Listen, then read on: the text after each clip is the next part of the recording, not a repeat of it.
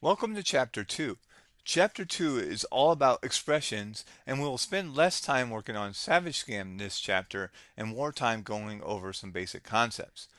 Don't worry, in Chapter 3, we'll jump back into developing Savage Scam, so hang tight for one quick chapter. An expression is something that computes a value. It can be a number, a boolean, a string, or even an object. Think of expressions as the building blocks of your code. They often appear inside larger statements like assignments or conditionals, helping those statements do meaningful work. Let's walk through a simple expression that might be used in a brute force modeling calculation. We're going to assign guesses per second to the value of 3 billion. 3 billion is a literal. Guesses per second is a variable. Then we'll calculate time in seconds by taking the total passwords divided by guesses per second. Now, passwords is calculated by the length of the password and the number of the characters in the character set. In the previous expression, we saw the literal of 3 billion. Another type of literal could just be something as simple as an integer like 5. Variables in the previous expression were guesses per second and time underscore seconds. The operators are multiplication and division, addition, subtraction, and we have other operators like equal equals, which is the comparison operator. Let's take a look at an example of how to compare guesses to stored hash. This is going to prompt the user for a password and then take that password, hash it, and compare it to a stored hash. Let's go ahead and jump into Kali and open up Visual Studio Code. I'll create a new file and I'll call this password guess.py, and I'll just go ahead and save this.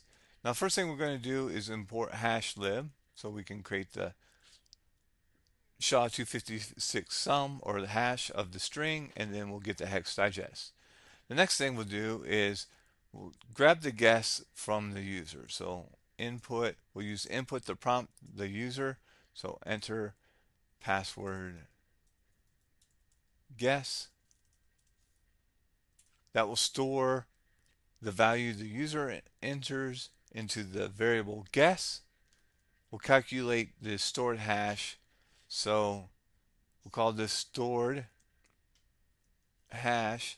And we'll use the assignment operator here to write an expression on the right hand side of the assignment operator.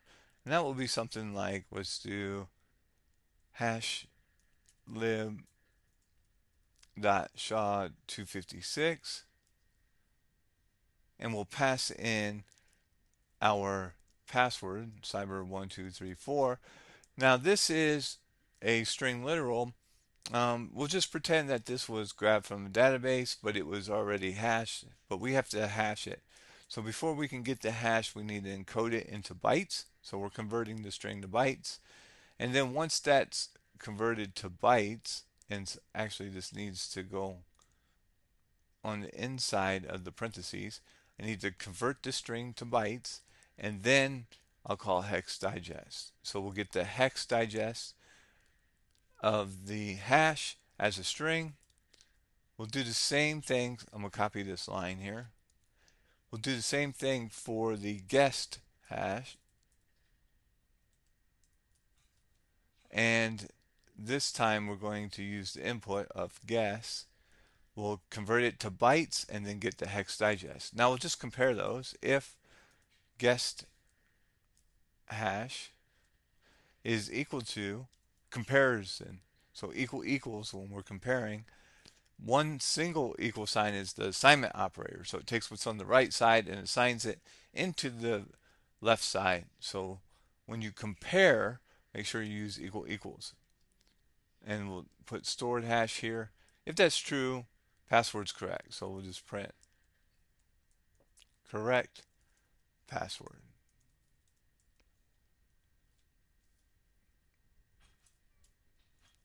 else will print incorrect. Or just try again will work. Now, this is a conditional statement with a simple Boolean expression. Boolean expression does a comparison and returns true or false. We also have an else, an alternative. So this is a dual alternative conditional statement or selection statement. We have two additional options of execution outside the main flow of execution. All right, let's save this and run it. So Python 3 password guess. And I'm going to just enter anything. Of course, that doesn't match the password. And let's enter the right password, cyber1234, and we get the password correct. So it's a real simple example of using expressions, or in this case, a Boolean expression, to as part of a larger statement, a conditional statement in the example, to do work.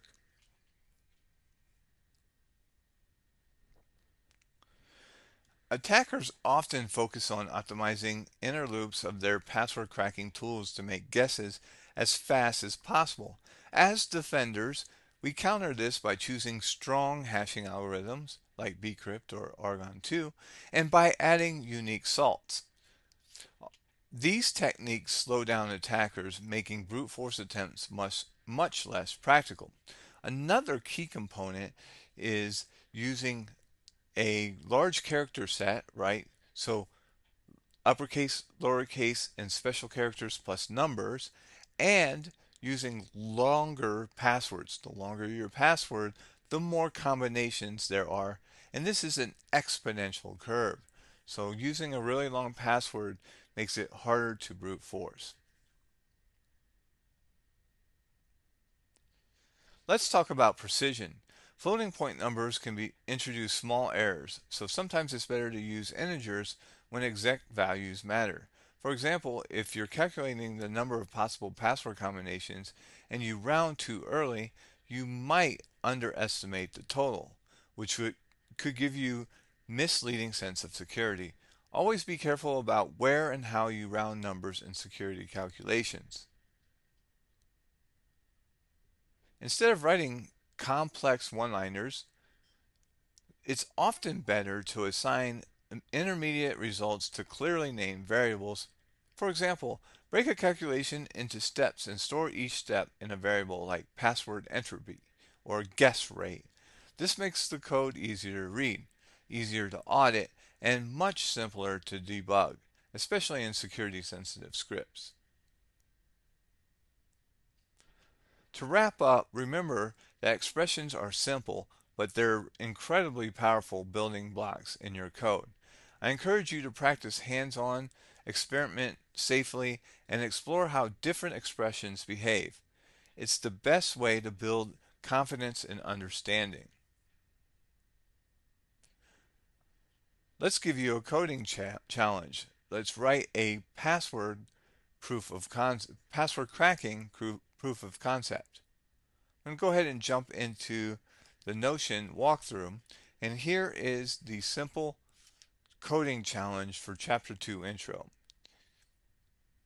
What you need to do is write a tool that will crack a password. So you give it a hash, you prompt the user for an MD5 hash, you prompt the user for a path to a word list, and then you open the word list and iterate through each candidate. And then for each candidate, compute its MD5 and compare it to the target MD5. Once you have a match, if you have a match, you will print success along with the password. Good luck on the challenge. In the next lecture, we'll jump into the Python shell.